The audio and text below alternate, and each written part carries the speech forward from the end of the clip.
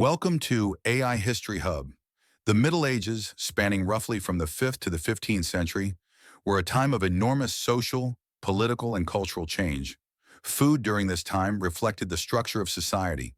The way people ate, what they ate, and how they prepared their meals all depended on class, religion, location, and season.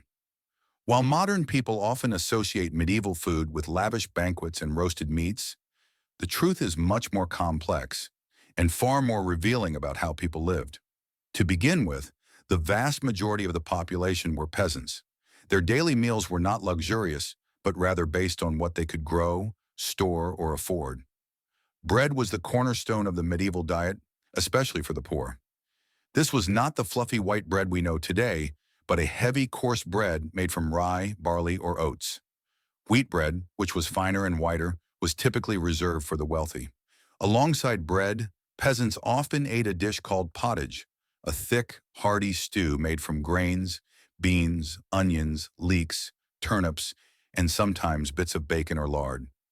It was simmered slowly over the fire and consumed day after day. Vegetables grown in small household gardens were critical.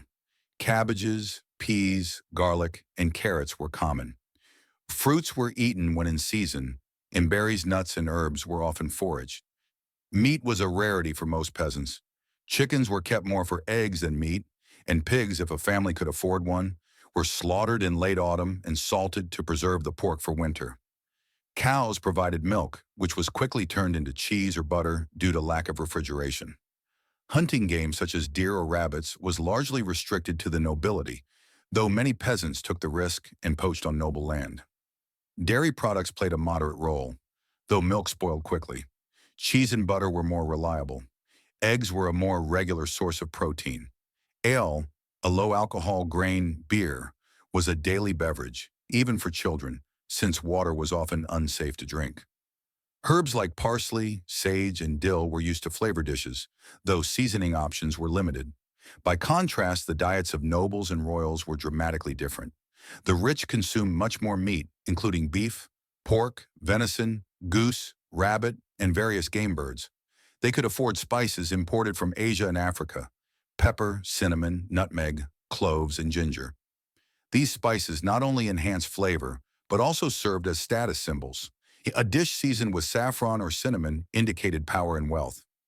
Meals in noble households were often elaborate and theatrical. A single dinner could consist of several courses, served with wine and ale. Entertainment, music, jesters, and dancers accompanied the food. Some dishes were designed for spectacle rather than taste, like pies that released live birds or roasted animals presented in their original form with feathers or fur. Food presentation mattered greatly. Colorful sauces were made using herbs or flower petals. Gold leaf might be used to decorate roasted meats. Meat could be molded into sculptures or disguised as other foods entirely. White bread, known as manchet, was served in thick slices.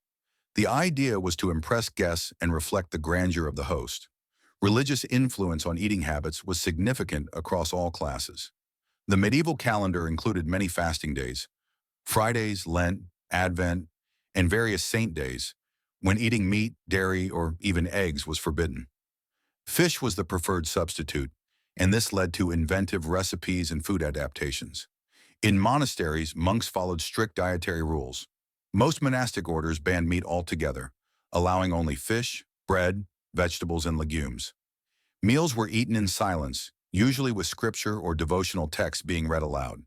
Despite these restrictions, monasteries often had access to high-quality ingredients thanks to their landholdings and agricultural knowledge. Some became renowned for their cheese, beer, or herbal remedies. One interesting adaptation was the medieval use of loopholes. For example, beavers and barnacle geese were sometimes classified as fish by church authorities due to their aquatic lifestyles, allowing them to be eaten on fasting days. Almond milk, which was not considered dairy, became a popular substitute for milk in recipes used during religious fasts.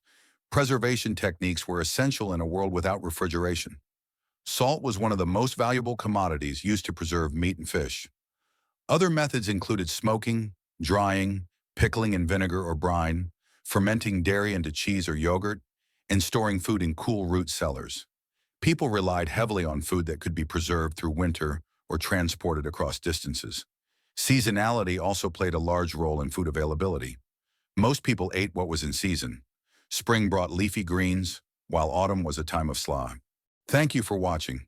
If you enjoyed this journey into medieval life, please give this video a thumbs up, leave a comment, and subscribe for more history brought to life.